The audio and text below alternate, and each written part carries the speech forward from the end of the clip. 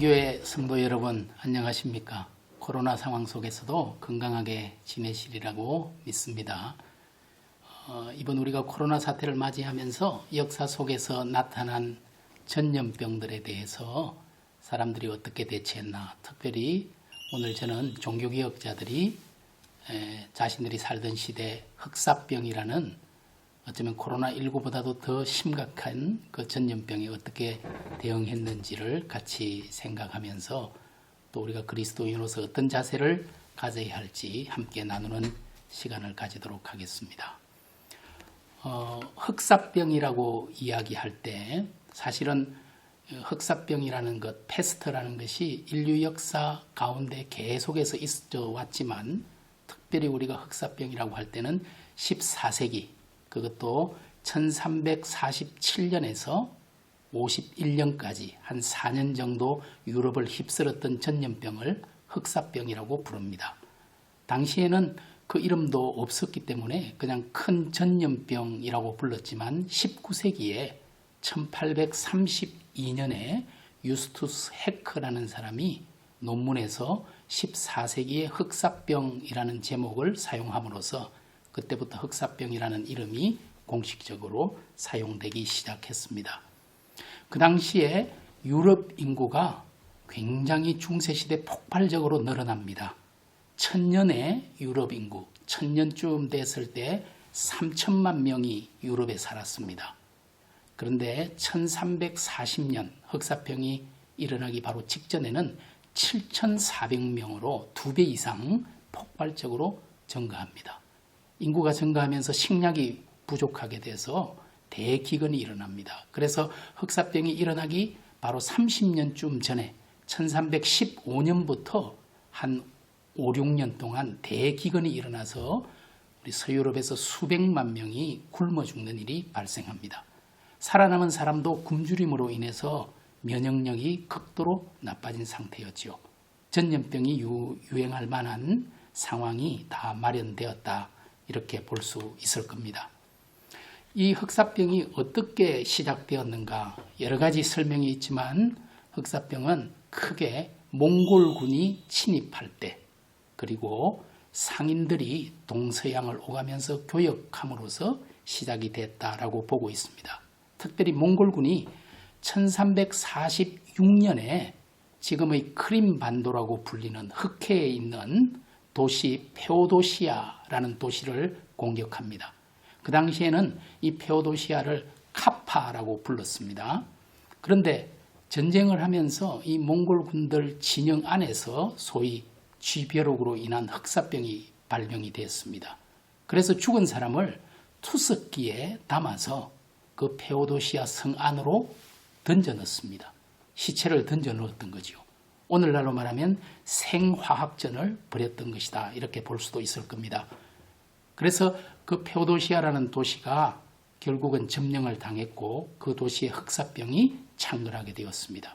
그런데 그 도시가 이탈리아 제노바 상인들, 그 당시에는 제노바라는 이탈리아 도시의 상인들이 상권을 잡고 있었는데요. 그 제노바 상인들의 거점 도시였습니다. 무역 도시였습니다. 그래서 그 제노바 상인들이 그 도시에 있는 물건들을 실어서 이탈리아로 옮길 때 그 흑사병이 함께 전파가 되었다라고 보고 있습니다. 지금 아마 여러분이 보시는 이 사진은 이제 몽골군이 이 카파, 페오도시아를 공격할 때 지금 보시는 투석기에 흑사병에 걸려 죽은 시신을 던져넣는 그렇게 해서 페오도시아가 결국은 망하게 되는 그런 사진을 보고 계십니다. 이 흑사병에 걸린 이 사람들이 결국은 제노바 상선이 시칠리아로 메시나라는 항에 1347년에 도착하게 됩니다. 그것이 1347년 10월이었습니다. 그때부터 나폴리로 그리고 이탈리아 전역으로 흑사병이 확산되기 시작했습니다. 그래서 그때부터 한 4년 동안 유럽 인구의 3분의 1인 2,500만 명이 사망했습니다. 당시 유럽 인구가 대략 7,400만 명이었으니까 3분의 1에 해당하는 2,500만 명이 죽게 된 것이죠. 여러분 아시는 것처럼 20세기 2차 대전에서 일본이 패망할 때 히로시마와 나가사키에 원폭이 떨어졌을 때 최대로 잡아서 사망자가 20만 명 정도 되었습니다. 그런데 지금부터 무려 600년도 전에 14세기에 2,500만 명이 희생을 당했다면 얼마나 많은 사람이 죽은 것인지 짐작할 수 있을 겁니다. 여기에 보시면 지도가 있는데요. 이 지도를 보시면은 이 흑사병이 어떻게 전파되었는지를 볼 수 있습니다.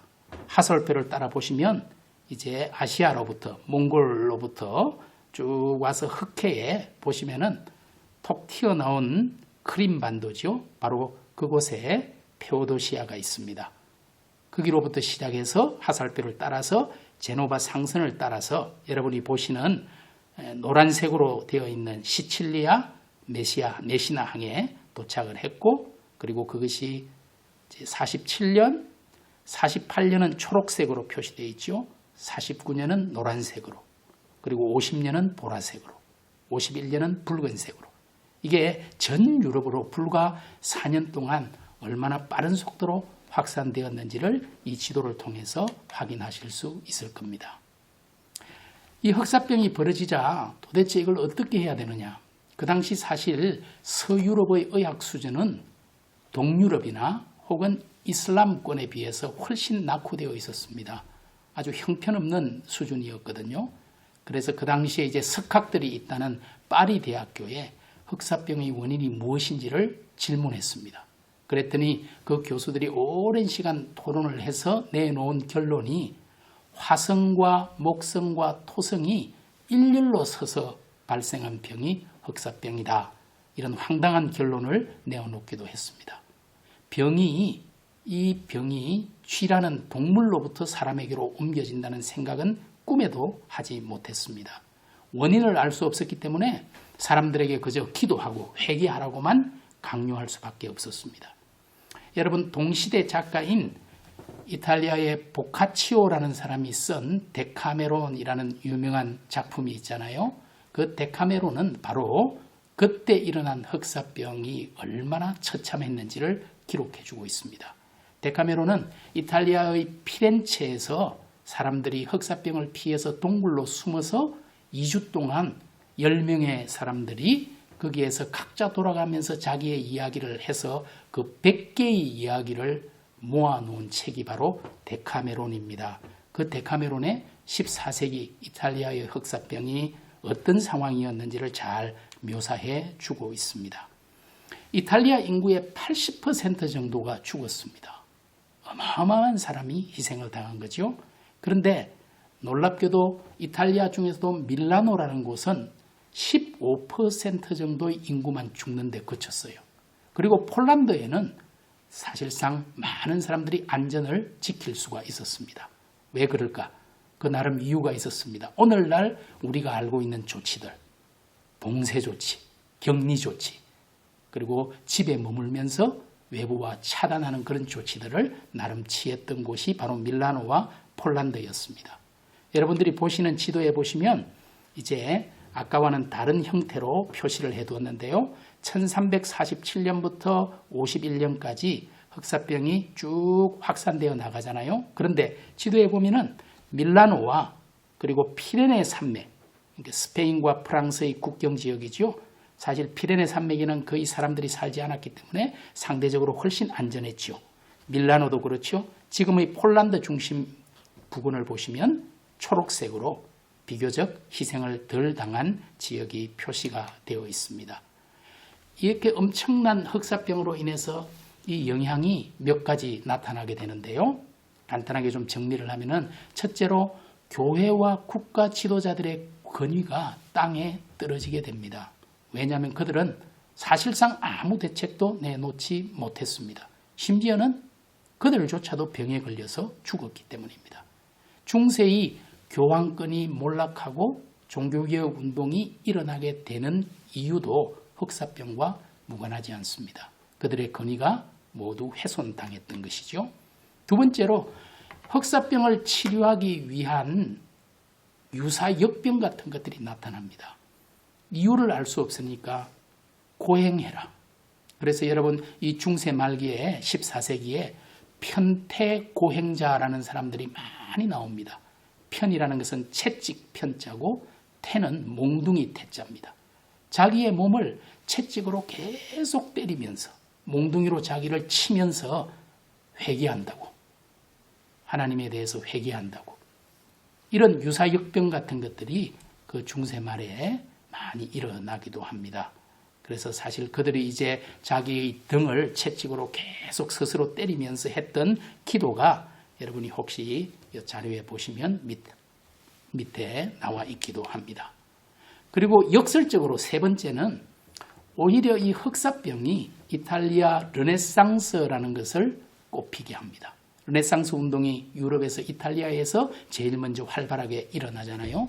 이탈리아에서 흑사병이 처음 시작되면서 그 피해가 컸기 때문에 이 두려움과 공포를 이기기 위해서 성모자상이나 십자가상을 기부하거나 또 작은 예술품들을 몸에 지니고 다니면서 기도하고 그 힘을 좀 의지하고 싶은 욕구가 급증함으로써 미술의 저변이 이전과는 다르게 급격하게 확대가 됩니다.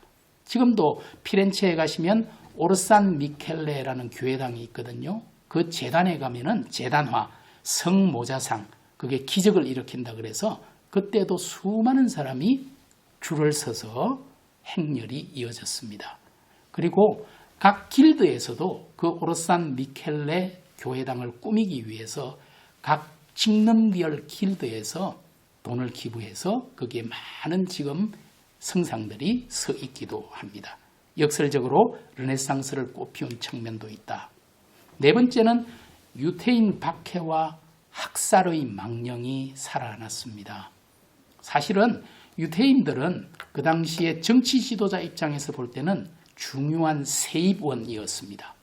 그리고 의사들 가운데 유태인이 많았기 때문에 유태인이 필요했습니다. 하지만 흑사병이라는 엄청난 참극이 일어날 때에는 많은 사람들이 결국은 유태인들을 구세주를 살해한 자들, 고리대금으로 자신의 이속만 챙기는 자들, 저들을 희생양으로 삼게 됩니다.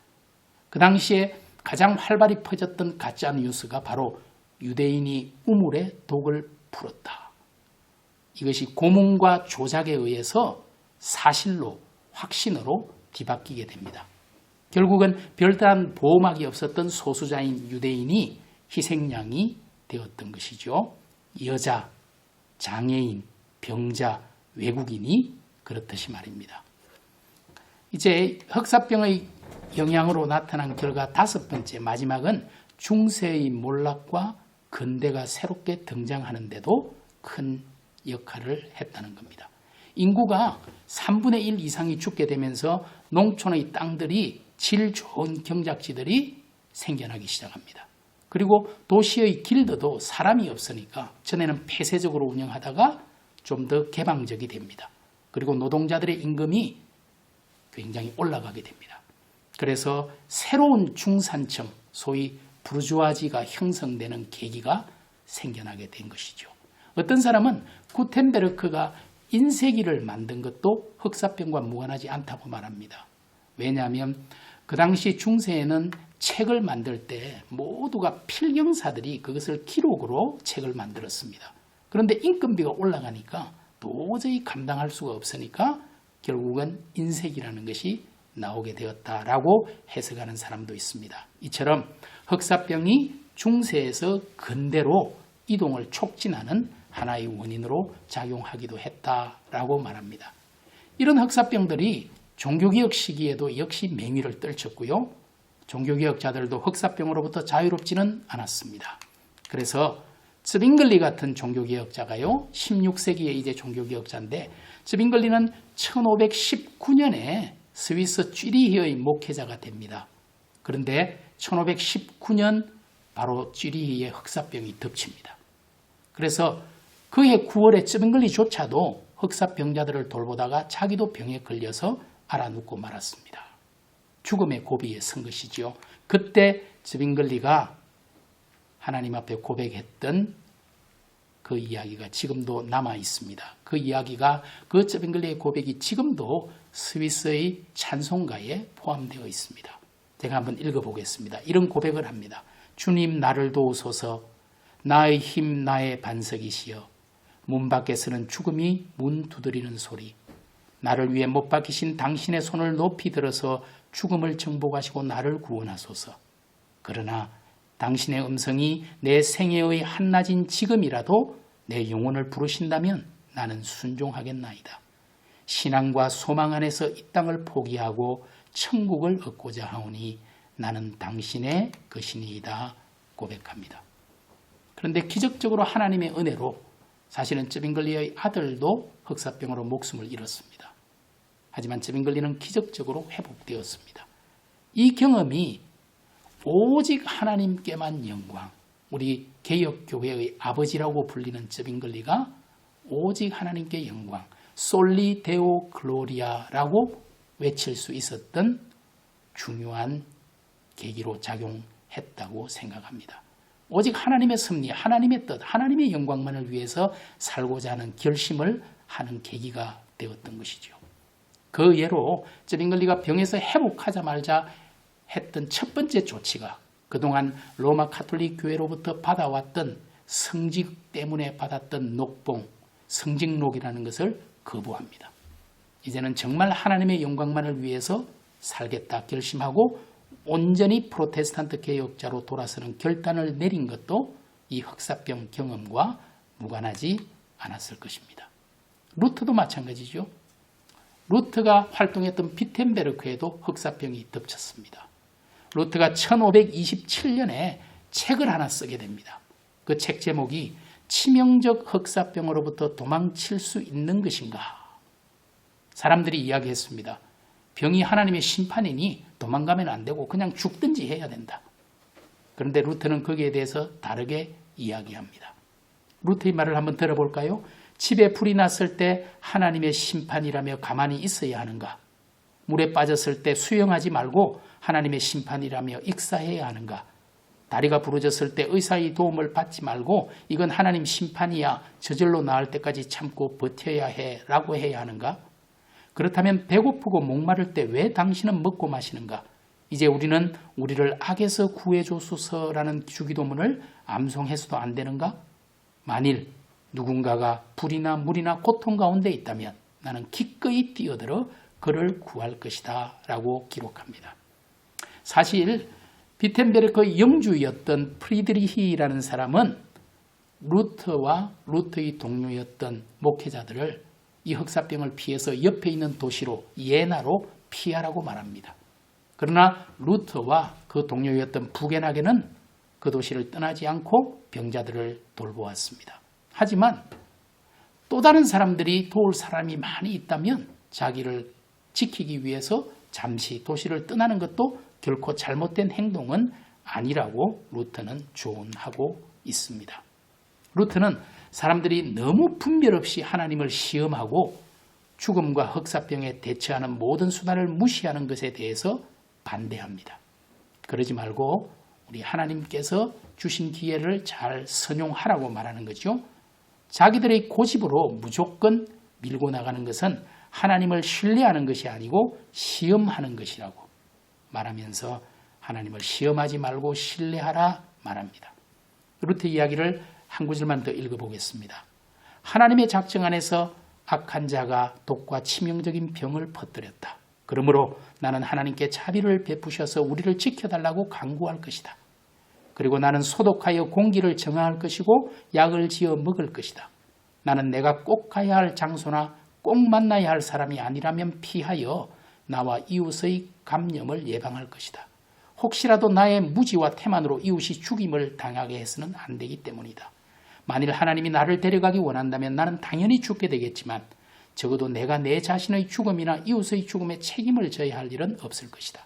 그러나 만일 이웃이 나를 필요로 한다면 나는 누구든 어떤 곳이든 마다하지 않고 달려갈 것이다. 이렇게 고백하고 있습니다. 여러분, 종교개혁자 쩌빙글리 루터뿐만 아니라 우리 개혁교회와 장로교회의 중요한 역할을 한 깔뱅도 1542년 자기가 사역하던 제네바에 흑사병이 덮쳤을 때 그 흑사병자들을 돌보기 위해서 내가 자원하겠다 말합니다.